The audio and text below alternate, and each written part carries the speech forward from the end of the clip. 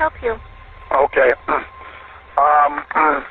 On Sunday, January 11th, I strangled her. She is dead, and she's laying on the living room floor. The story of Harold Butch Knight, a man who seemed to live an ordinary life, is one that would shake a small Michigan town and send shockwaves through a family that never saw it coming. Butch Knight was a man with many layers, and beneath the surface of his seemingly quiet life was a deep well of anger and resentment that would ultimately lead him to murder his wife, Sara Knight. Sara Knight was known to her friends and family as a kind, loving woman. She had spent much of her life taking care of others and was the rock that everyone relied on. Her daughter, Roxanne, described her as everyone's rock, the person who took care of everything and everyone. But beneath that nurturing exterior, Sara was trapped in a marriage that was slowly suffocating her. Her relationship with Butch had deteriorated over the years, and what had once been a happy union had turned into a toxic and dangerous situation.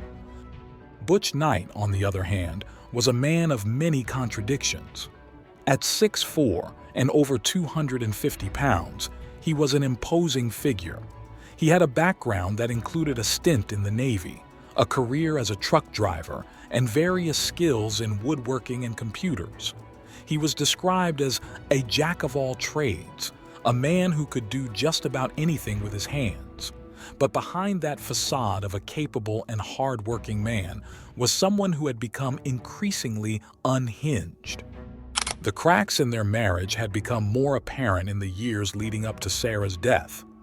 Family and friends noticed that Sara had become more withdrawn, and there were signs that things were not right in the Knight household. But no one could have predicted just how bad things would get. On January 13, 2015, Harold Knight made a decision that would change everything. In the early morning hours, he called 911 from his home in Fenville, Michigan. His voice was calm, almost eerily so, as he informed the operator that his wife was dead. Yes, just the Fenville police. This is sent to dispatch. Can we take their calls for them? How can I help you? Okay. On Sunday, January 11th, I strangled her. She is dead, and she's laying on the living room floor. And what's your name, please? That's not important. I'm getting ready to leave the country, but we need to get law enforcement out there to do whatever they do with dead bodies. Thank you. Can you at least give me your name, sir?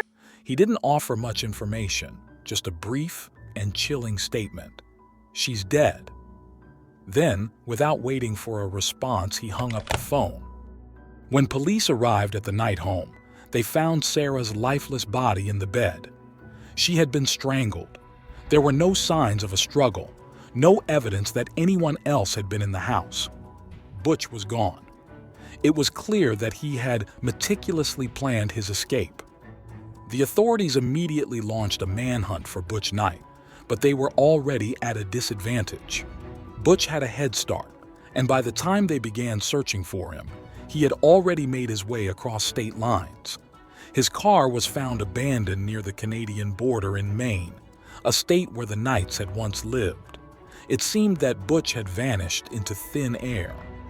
As the investigation unfolded, a disturbing portrait of Butch Knight began to emerge.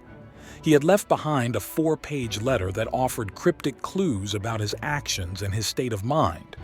The letter was addressed to Sara's family and was filled with rambling accusations and taunts. Butch claimed that he had killed Sara because she had become a liability to him. He mentioned his involvement in drug sales, though there was no evidence to support that claim. He also included instructions for Sara's cremation, a final act of control over the woman he had taken so much from.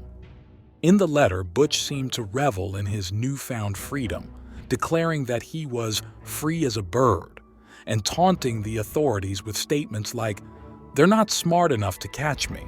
I will turn myself in when I feel I want to, and I will never spend a day in jail." These chilling words painted a picture of a man who was not only unrepentant, but also deeply narcissistic.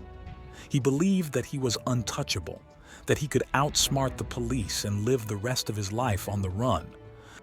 Despite Butch's confidence, law enforcement was determined to bring him to justice. The FBI, U.S. Marshals, and local police joined forces to track him down. They followed up on leads across the country, from North Carolina to Texas, and even as far as Alaska. But every time they got close, Butch seemed to slip through their fingers. He was always one step ahead, always just out of reach. The search for Butch Knight became a nationwide manhunt, and his case was featured on several crime shows, including America's Most Wanted. But no matter how much attention the case received, Butch remained elusive. Some speculated that he had fled to Canada, while others believed that he was hiding out in the wilderness, using his survival skills to stay off the grid. Wherever he was living a life of solitude, far from the people who once knew him. As the years passed, the trail grew colder. Butch had left behind no digital footprint, no paper trail that could be traced. He was a ghost, slipping through the cracks of society, unseen and unheard. The authorities continued to receive tips and reported sightings, but none of them led to his capture.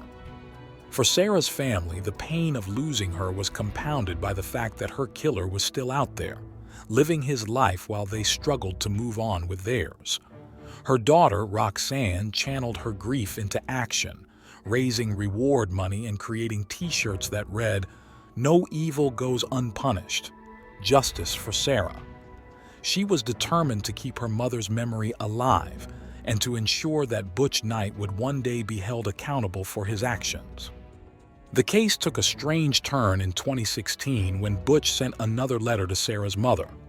This time, the letter was even more disturbing than the first. It was a rambling 4-page diatribe filled with accusations against Sara's family and references to their estranged daughter, Angelica. Roxanne referred to it as a hit list because it specifically named people and outlined Butch's grievances against them. The letter also contained cash that Butch claimed he had earned from drug sales. He insisted that the money be used to pay for Sara's cremation. The letter offered a glimpse into Butch's twisted mind. He seemed to believe that he had done what he had to do, that Sara's death was somehow justified in his warped view of the world. He even taunted the police again, claiming that he had been close to being caught but had managed to elude them because they weren't smart enough to catch him. Despite these taunts, the police never stopped searching for Butch Knight. Over the years, they continued to follow leads, hoping that one day he would make a mistake that would lead to his capture. But as time went on, those leads became fewer and farther between, and Butch remained a fugitive. The case remains open, and Butch Knight is still at large. The FBI has offered a reward of up to $10,000 for information leading to his arrest, and his face remains on wanted posters across the country. But despite the passage of time, the pain of Sara Knight's murder is still fresh for those who loved her.